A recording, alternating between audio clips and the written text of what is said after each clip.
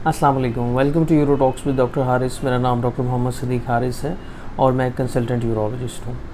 Nowadays I am working as a senior registrar in urology department, Sheikh Zayed hospital, Rahim Yar Khan. आज का जो हमारा इंपॉर्टेंट टॉपिक है जिस पे हमने डिस्कशन करनी है वो है एक्यूट पाइलोनेफ्राइटिस। ऐसा इन्फेक्शन जो गुर्दे को इन्वॉल्व करता है और काफ़ी ज़्यादा सीरियस होता है।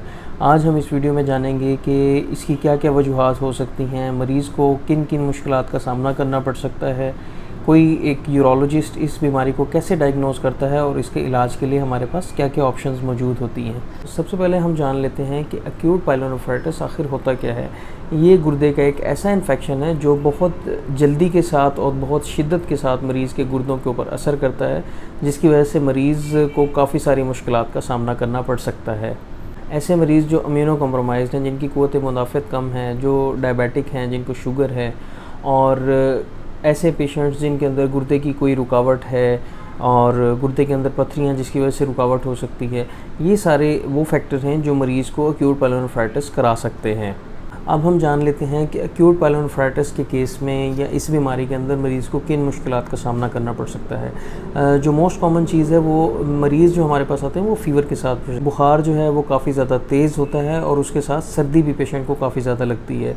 ये एक टिपिकल फ़ीचर होता है जो कि मरीज़ को गुर्दे के इन्फेक्शन के अंदर हो सकता है।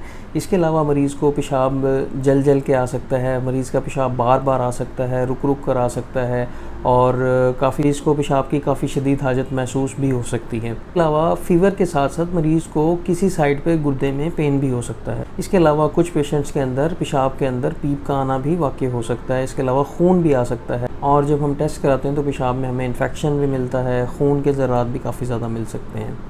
ज़्यादातर पेशेंट जो है वो इन तीन चीज़ों के साथ ही प्रेजेंट करते हैं, मतलब बुखार का आना, किसी साइड पे गुर्दे में दर्द होना और पेशाब के अंदर जलन का महसूस होना या पेशाब के अंदर पीप का निकलना।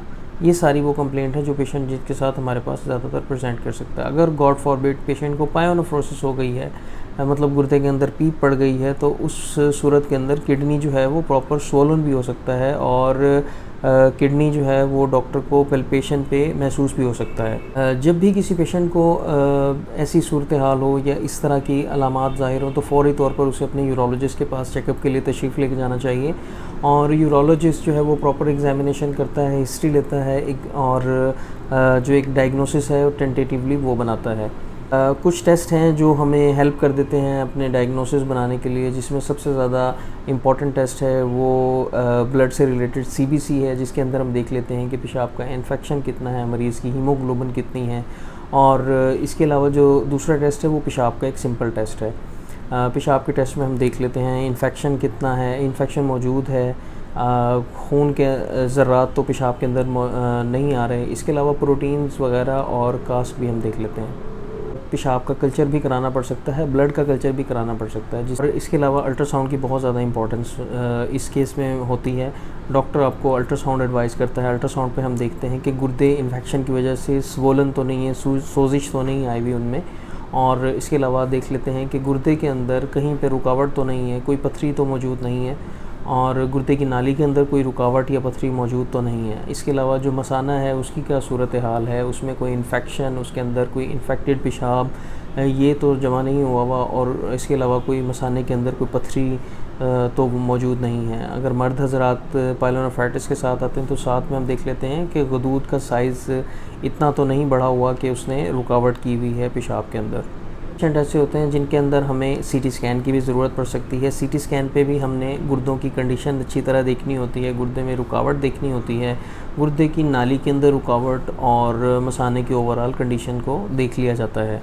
ये सब टेस्ट हैं जिनके ऊपर हमें एक अंदाज़ा हो जाता है कि मरीज़ को पाइलोनेफ्राइटिस है। ऐसी कंडीशन के पेशेंट में जब भी हमारे पास आते हैं तो उनको फ़ौरी तौर पे हम असेस करते हैं और उसको ऐसे पेशेंट को एडमिट करने की भी ज़रूरत पड़ सकती है।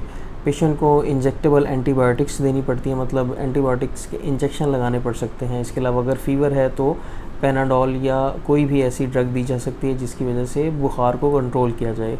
अगर पेशेंट को पेन है तो उस पेन को भी फ़ौरी तौर पर रिलीव किया जाता है। मरीज़ के गुर्दे में कहीं भी रुकावट है तो फ़ौरी तौर पर उसको भी हमने ट्रीट करना होता है। इसके गुर्दे में पीप पड़ी हुई है या बहुत ज़्यादा रुकावट है, तो ऐसी कंडीशन में हमें पीसीएन भी करनी पड़ सकती है। पीसीएन मतलब एक ऐसी ट्यूब जो हम अल्ट्रासाउंड की मदद से मरीज़ के गुर्दे में कमर से डालते हैं।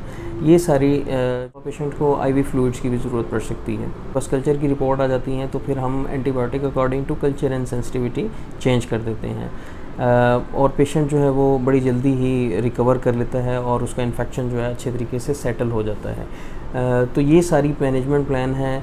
ये सारा प्लान है, जब भी हमारे पास एक पेशेंट एक्यूट पायलोनेफ्राइटिस के साथ आता है तो उसको हमने इस तरह असेस करना होता है, उसका इस तरह ट्रीटमेंट किया जाता है। ये आज की वीडियो थी जिसमें हमने जाना कि एक्यूट पायलोनेफ्राइटिस क्या होता है, किन किन पेशेंट्स को एक्यूट पायलोनेफ्राइटिस हो सकता है और मैनेजमेंट कैसे की जाती है। आई होप आपको ये वीडियो पसंद आई होगी। इसी तरह का हेल्थ से रिलेटेड कंटेंट देखने के लिए मेरे चैनल को सब्सक्राइब करें, वीडियो को लाइक और शेयर लाजमी करें। अपना बहुत ख्याल रखें। अल्लाह हाफिज़।